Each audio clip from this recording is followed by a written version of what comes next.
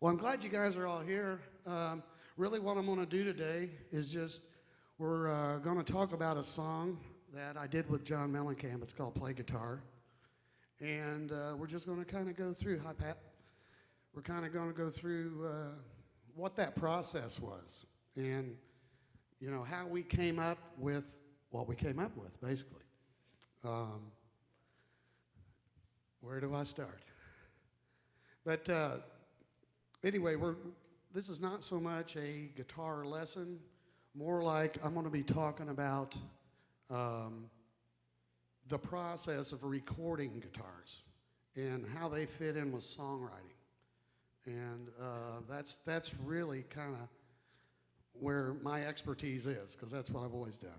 Little tiny space, and I'll do it again. Right there. That's a breath. I call that a breath. And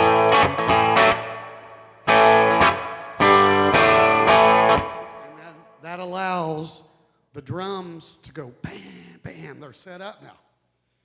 So those little tiny things, because if you got a keyboard player hanging over, bass player hanging over, a cymbal hanging over, it don't work. Because that space, that little tiny space is taken up.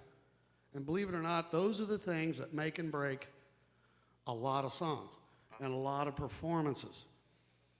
When you hear a band, you say, man, those guys are tight.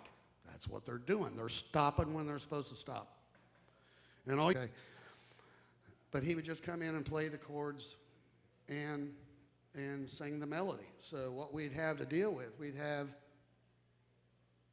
whatever rhythm, whatever you want to make of it, the lyric and the melody, and that's how at least the way I approach the song. Those are the things I look at. You know, I don't look at the chord progression and go, oh, he's playing A, D, G, G, G, G, whatever. As a matter of fact, sometimes I would change those chords to relative minors or throw a third on the low end and just to color them up a little bit. So, because they're folk songs when they come in, basically. Now, the song we're doing today is the exception to that rule. A friend of ours, Dan Ross, had this song that he had started, and we sort of finished for him. And we love the idea. It was called Play Guitar, and it's just a goofy look at kind of tongue-in-cheek, if you want to get the girls, you got to play guitar. And so with that in mind, it's not like a real serious song, not to mention it's the same chords over and over and over again. So, you know, what do you do with that? Well, I'm going to explain that today, how the thought process.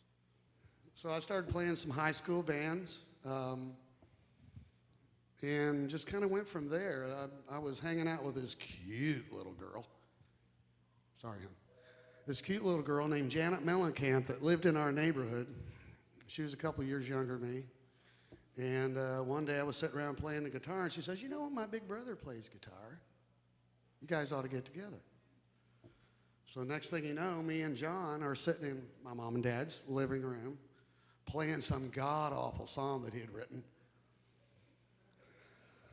The good thing is, I used to go nowhere without my little tape, remember the little tape recorder? And I had one long playing cassette. And that's the only cassette that I had in there. And I recorded everything on that little green cassette. You know, and I would go over stuff. But I've got me and John and his brother-in-law at the time, Dennis Esterline, in Mom and Dad's front room, Dennis playing bass, me playing guitar, and John playing flute. Playing the flute. And singing some god-awful song. I think it was called Carnival Girl or something like that. My parents are saints. So, I mean, who does that? Who lets their kids do that with some wild, crazy guy in the front room? So that's kind of how we got started.